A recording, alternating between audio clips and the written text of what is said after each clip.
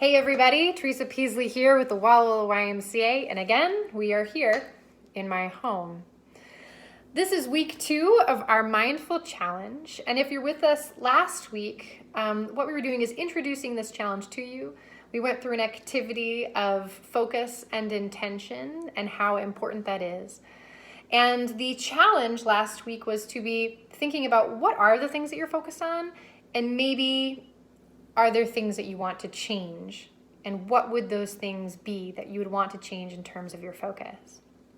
This week, what I want to present to you is just yet another example of the power of intention and focus. And also, I want to give you a new challenge for the week, and it'd be something that would be really helpful to focus on. One of my favorite books is a book titled The Happiness Advantage, and it's by Shawn Achor. In that book, he coins a term called the Tetris Effect, which is based out of an experiment from the Harvard's Medical School of Department of Psychology.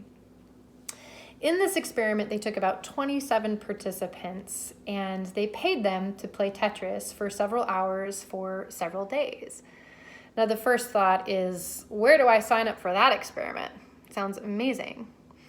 And the other thing, if you don't know what Tetris is it's a pretty addicting game where about 4 or 5 different shapes fall from the ceiling of your screen. And your job is to arrange them so that you can make a horizontal line. If you make more horizontal lines, you get more points. Now, in this experiment, what's really interesting about it is how when the experiment was done, the participants could literally not stop thinking about Tetris, and it had an impact on the entire rest of their life. They, for the next couple of days and weeks, were looking at the world around them about how they could make more horizontal shapes to make more lines.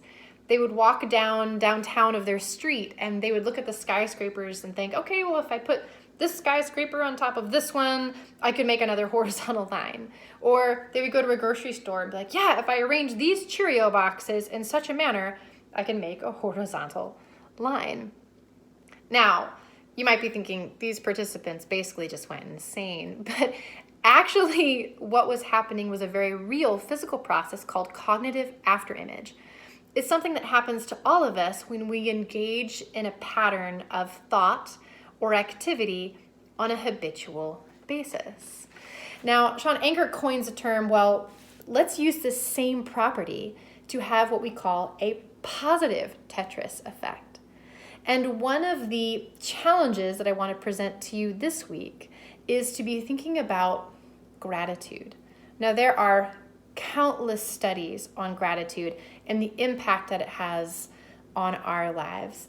But in short, when we consistently think about gratefulness, we are more energetic, we have a higher emotional intelligence, we are more forgiving, and we are less likely to be depressed, anxious, or lonely, which is really poignant given the times that we're in right now. So the challenge for this week is to every day write down 3 things that you're grateful for that happened within the last 24-hour period. So you'll sit down, try and make it at the same time of day. Make it easy on yourself by putting out a pad of paper and a pen, maybe by your nightstand. Maybe put an appointment reminder on your calendar so that you can consistently do this. And write down within the last 24 hours 3 things you're grateful for. Maybe that was something that made you laugh, or maybe a moment that you had with a loved one in your family, either virtually or in person. Maybe it was just a thought you had that you're grateful for as it pertained to a glimmer of hope for the future. Whatever it is, write it down. You see, we can only focus on so many things within a 24-hour period. And if we can focus on the good things, it's going to push out some of those negative things. What's interesting about this particular challenge is, as the research shows, this same challenge was given to other individuals. And when they were followed up with, they had a higher happiness level and less depression at their 1 month, 3 month, and 6 month follow-ups. This is a challenge that if you watch none of these other videos, this is the one to do. This is going to have one of the greatest impacts on your health, your performance, and in your overall life. So give it a try this week, and we'll have another tip for you next time. See you guys later.